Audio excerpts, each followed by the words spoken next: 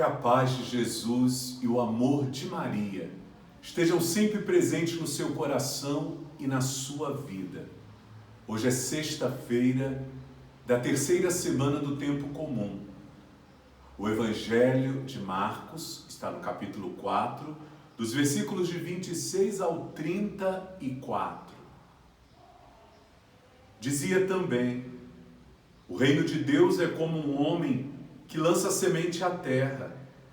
Dorme, levanta-se de noite e de dia, e a semente brota e cresce sem ele o perceber.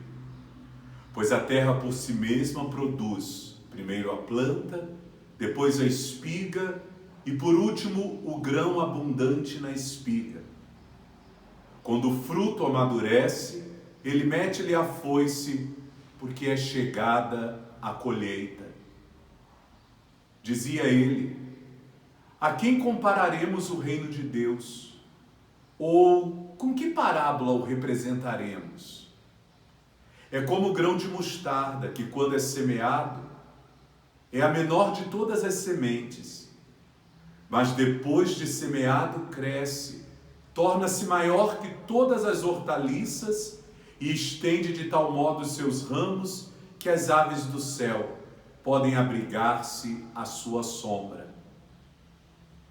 Era por meio de numerosas parábolas desse gênero que ele lhes anunciava a palavra, conforme eram capazes de compreender. E não lhes falava a não ser em parábolas, a sós, porém explicava tudo aos seus discípulos. Palavra da salvação, glória a vós, Senhor.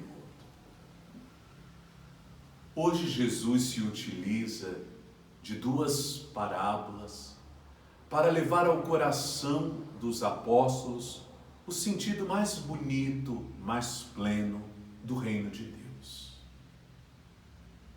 Nós vimos que a semente é a palavra de Deus e que o semeador é o próprio Jesus a lançar a semente na terra dos nossos corações, ansiando que esta terra seja fértil ao ponto de fazer a semente germinar e crescer.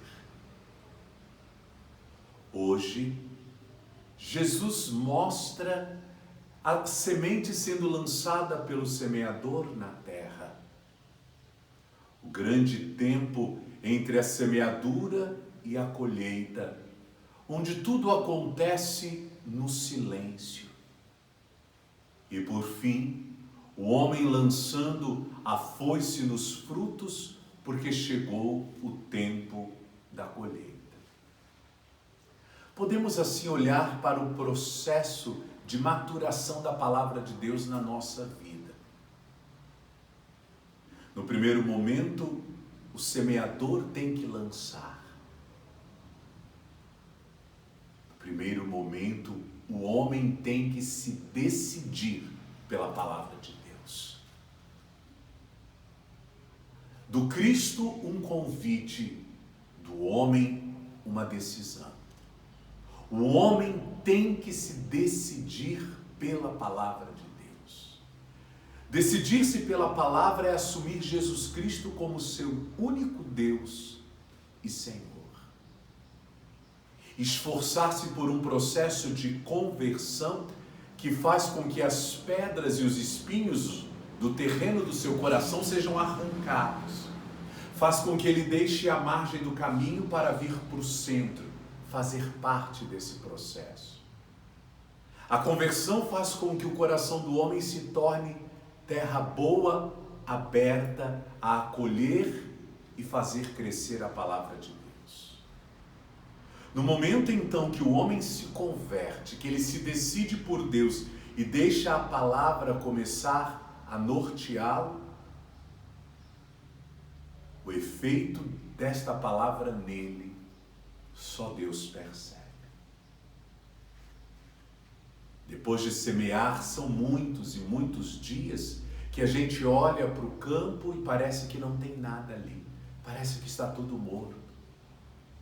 Mas de repente nós somos surpreendidos com os brotos rompendo a terra.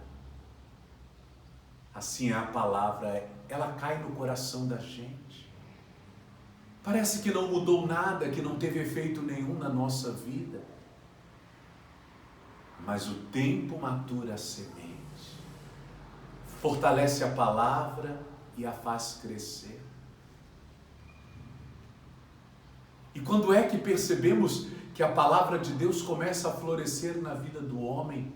Quando ele começa a produzir gestos, quando ele começa a ter palavras, quando ele começa a conduzir sua vida, quando ele começa a nos surpreender, mostrando ser de fato uma nova pessoa, onde a palavra o lapidou, onde a palavra o amadureceu, onde a palavra ressignificou a sua vida. Assim, a salvação que se concretiza no pôr do sol da vida, depois que a semente cresce, amadurece, dá flores, dá sombra, dá frutos.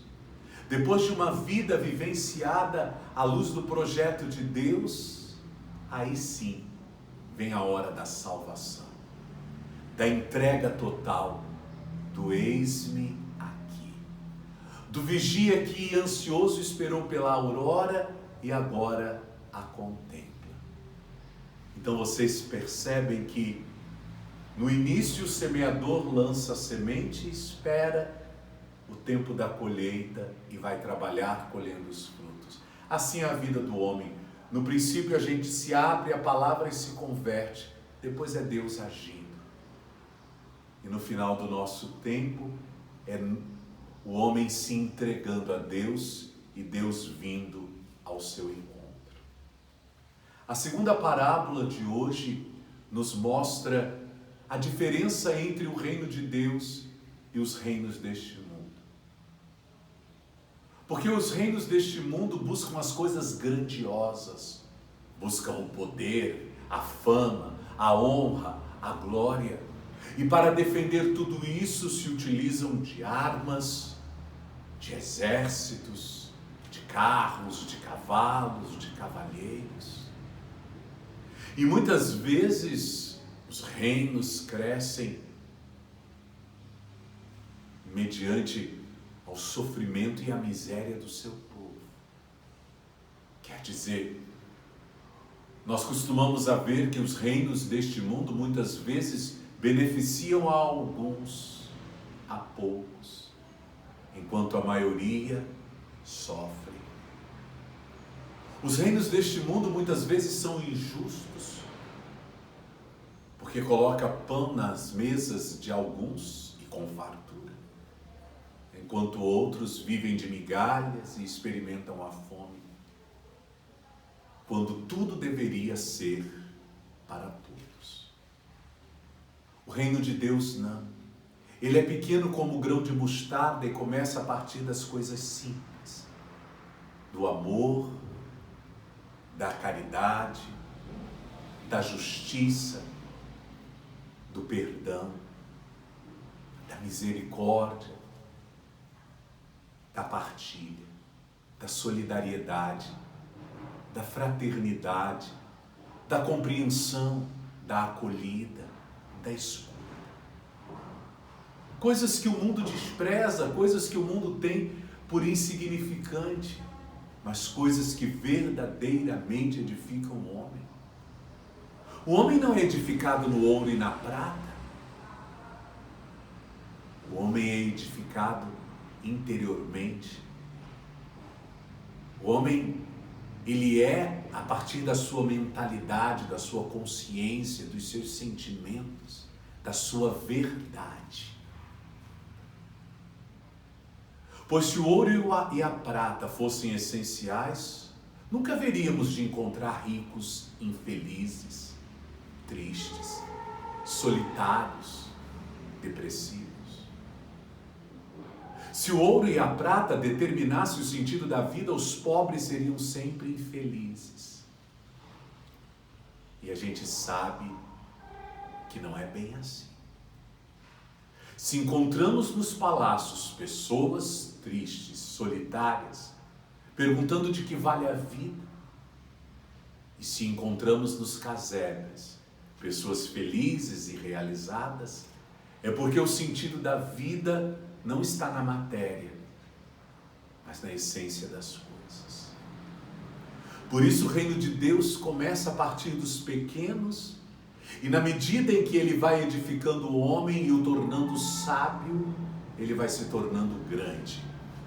Porque o homem grandioso não é o homem que tem muito poder, muito dinheiro, muita fama.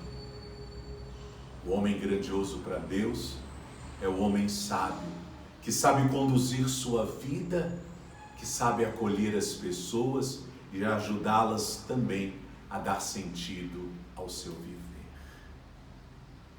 Hoje, o Senhor então nos convida à abertura para a palavra, o confiar em Deus, que tudo haverá de fazer em nossas vidas, e de buscar as coisas simples e insignificantes para o mundo, mas tão essenciais a nós como o amor, para a partir daí edificar a nossa vida e fazer crescer o reino de Deus. Você é convidado a ser do reino um construtor. Acolha os conselhos da palavra desta sexta-feira.